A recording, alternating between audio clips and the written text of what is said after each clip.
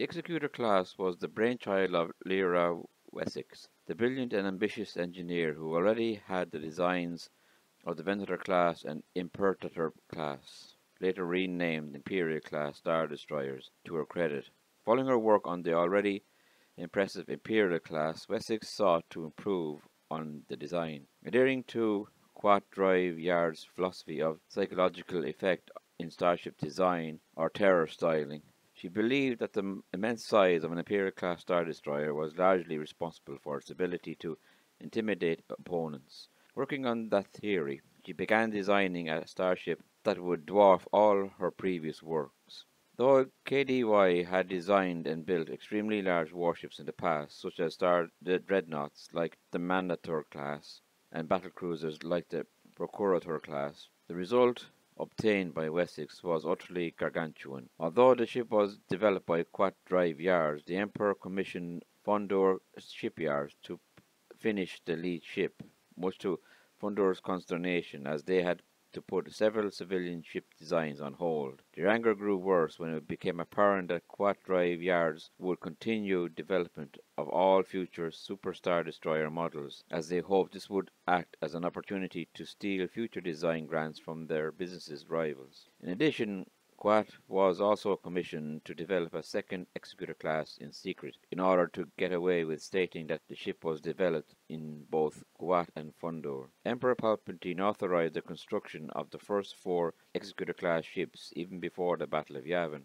but it still had to be slipped past the watchful eyes of various oversight committees in the Imperial Senate. To the very last, the minority of the senators who opposed Palpatine in his policies used the few political tools they had left to hinder him. One of those was the budget oversight, to conceal the particulars of the vessel from the opposition. The Navy listed the new ship as the Super-class Star Destroyer, and budget reports submitted to the Senate and understated its true length by many kilometers. Owing to this, the Executor class and other ships of its range in size came to be unofficially classed Super Star Destroyers. The ship's length, even in Imperial government scandocs, was variously reported as 8,000 or 12,800 meters before the true details of the size of the class came to light. The first of the class, the Executor, began construction in the years preceding the Battle of Yavin. The unfinished vessel was used as the headquarters of Darth Vader and his secret apprentice, Galen Merrick. With the sudden and unanticipated destruction of the Death Star at Yavin, Wessex's production schedule changed completely. At the urging of Darth Vader, the Emperor ordered her to rush the new line into production as quickly as possible to compensate for the loss of the battle station. As certain segments of the Naval Command have anticipated, a new symbol of intimidation was needed, and as Wessex had believed, the Executor class fit the need well. The first 2 Executor class ships were now being built simultaneously. With the Lustankia at Drive-Yards, the Executor moved to the Fondor shipyards. Darth Vader received the finished Executor in Fondor about half a year after the fiasco at Yavin. The second ship, then known as Executor II, was completed shortly afterwards at Quat, received its new name, and was hidden on Coruscant. The Executor went on to become the most feared and famous of its class by virtue of its status as Darth Vader's command ship. Because of the Executor's stance as the lead ship of Darth Vader's fleet, Death Squadron's fleet insignia also bore the image of an Executor-class Star Dreadnought. In addition, 4 Executor-class Star Dreadnoughts, including the Executor itself, were known to have been the service in the Empire by the time of the Battle of Hoth in 3 ABY. However, the vessel was destroyed at the Battle of Endor in 4 ABY after an A-wing starfighter rammed through its bridge, and it subsequently crashed into the Death Star II.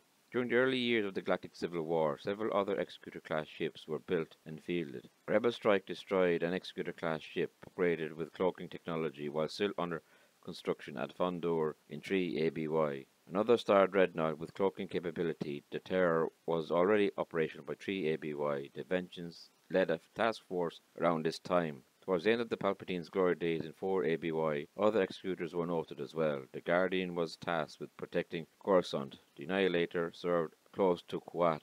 The Reaper led Scourge Squadron on its patrols in the Outer Rim territories, and the Brawl was given to Admiral Zik by Palpatine himself.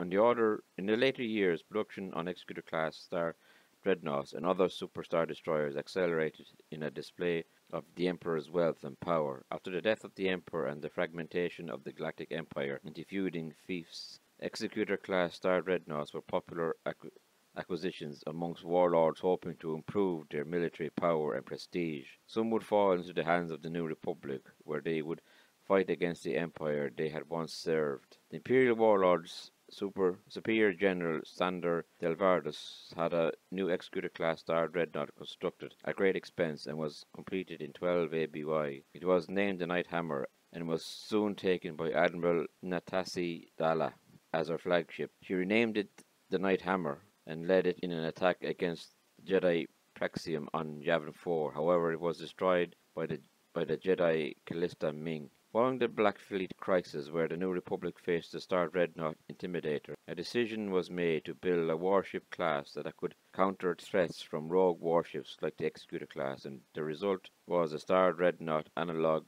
Viscount class Star Defender built by the Mon Calamari. In addition to these Star Defenders, the new Executor class Star Dreadnoughts left after the Galactic Civil War would see heavy action in the Yu Zhongvong War, where even more ships were lost. After the war, the only known Star Dreadnought left and operating under the Galactic Alliance was the Guardian, which was present at the Battle of Yuzhantar and later returned to its post on Kashyyyk following the war's end. By the Sith Imperial War, the Executor class was gone from active service, having been found too expensive to run. It shared this fate with many other heavy warship design, as fleet documents discovered towards smaller compact weapon platforms like the MC-140 Synth-class main battlecruiser.